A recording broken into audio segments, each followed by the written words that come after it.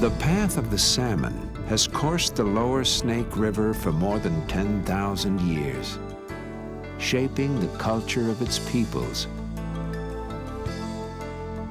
The salmon's wondrous and mysterious journey from river to ocean and back again has brought nourishment and spiritual sustenance to lives across the landscape who thrived on their certain return.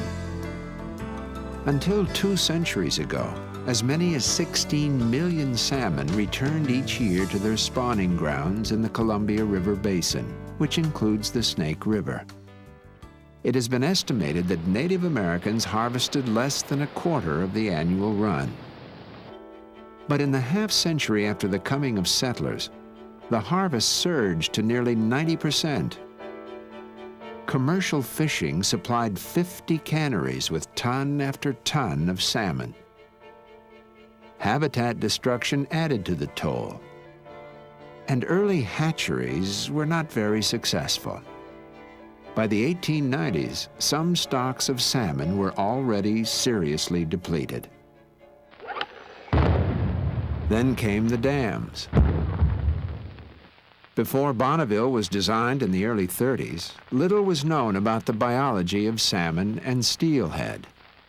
Much study and expense resulted in 3 fish ladders with bypass canals, successful for helping adults migrate upriver.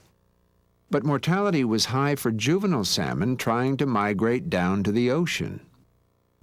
From the onset, the Army Corps of Engineers was committed to finding passage for fish. But the more scientists learned, the more complex became their task. They found that turbines can stun and sometimes kill the young salmon, that slack water slows their journey, spillways can harm them with gas supersaturation, and that reservoirs harbor their predators.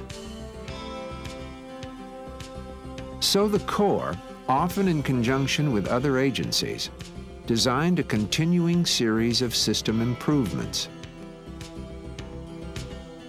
In 1945, when Congress authorized dams for the lower Snake, the stretch was still wild with the rapids that challenged Lewis and Clark. Congress determined that multipurpose dams were necessary for hydropower for national defense and to open the waterway for navigation. Opposition to the dams was immediate and aggressive. There was widespread concern that these dams would add too many hurdles for Snake River fish to overcome. The controversy and a lawsuit caused a 10-year delay, which meant that these dams could be designed with another decade's worth of research and improvements in fish bypass technology. Ice Harbor Dam, 1961. Lower Monumental, 1969. Little Goose, 1970. Lower Granite, 1975. Each dam was constructed with 1 or more ladders for adult fish. But only Lower Granite had a screen bypass system for smolts.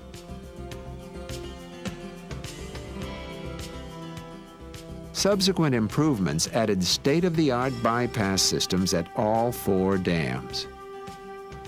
For example, to help fish bypass the turbines, diversion screens were installed, dramatically increasing the number of juvenile fish guided away from turbines.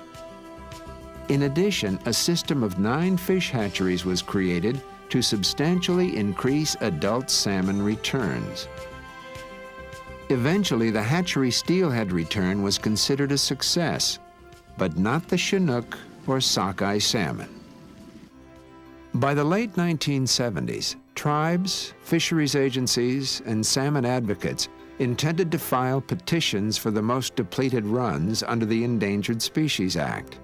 But they held off, because in 1980, the Northwest Power Planning Council was established with the directive to guarantee salmon equitable treatment with other river users. But the fish continued to disappear. Then in 1990, the Shoshone-Bannock tribe of central Idaho petition for a listing for the Snake River sockeye salmon. In December 1991, the National Marine Fisheries Service declared the sockeye an endangered species. The following year, Snake River spring, summer, and fall Chinook were added as threatened. Then in 1994, they too were declared endangered. These listings triggered the National Marine Fisheries Service to put lower Snake River salmon on a recovery fast track. The Fisheries Service issued biological opinions establishing measures needed for salmon survival. They required the Corps and other federal agencies to implement many operational and structural improvements, and enforced an ambitious schedule to develop and test new technologies. They also set forth, among other recommendations, the opinion of some scientists that drawing down the lower Snake's reservoirs to free-flowing river level may be the only scenario that would result in significant salmon recovery. Since that option had never been fully researched, it was felt there was not enough information to make a thorough, responsible, unbiased recommendation. So the Corps proposed a study of 3 pathways to improve salmon passage to be completed by 1999. It is titled the Lower Snake River Juvenile Salmon Migration Feasibility Study. Perhaps more than any creature on Earth, salmon have extraordinarily diverse demands of water habitat. Born in freshwater, salmon eggs transform into smolts within a year. Triggered by spring snowmelt, they swim to the ocean, their bodies gradually adapting to salt water. After 1 to 4 years, adult salmon return upriver. Navigating by chemical smells they can detect to 1 part per trillion, they return to the place where they were spawned. Although salmon spend most of their lives in the ocean, the Corps' work to improve survival focuses on the place where it has responsibility, the river.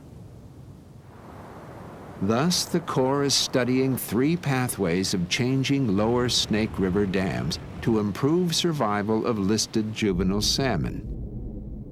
The pathways include research based on engineering, biology, other science, and social and economic analysis of potential costs and benefits. Scoping for the study began with a series of public meetings in 1995. People from around the region are encouraged to participate and follow its progress. One pathway of the study is to maintain the existing systems of the dams so that the continuing uses of hydropower, navigation, and recreation would continue to operate and be maintained. Already scheduled improvements include adding to the system of trucks and barges that move migrating fish around the dams. The immediate survival rate for fish transported below Bonneville is around 98%. However, the current system only handles about half the total migrating juvenile fish. Additional barges would be added, and they might feature a system called direct loading. Moving fish directly onto barges eliminates the stress of being held in raceway ponds and may increase overall survival. Another improvement is the installation of extended-length bar screens at Little Goose and Lower Granite. These new screens are twice as long as the diversion screens at Ice Harbor and Lower Monumental. They've proven to divert 60 to 90% of juvenile salmon away from the turbines. An Ice Harbor improvement is the retrofit of spillway deflectors, like those already in place at the other 3 dams.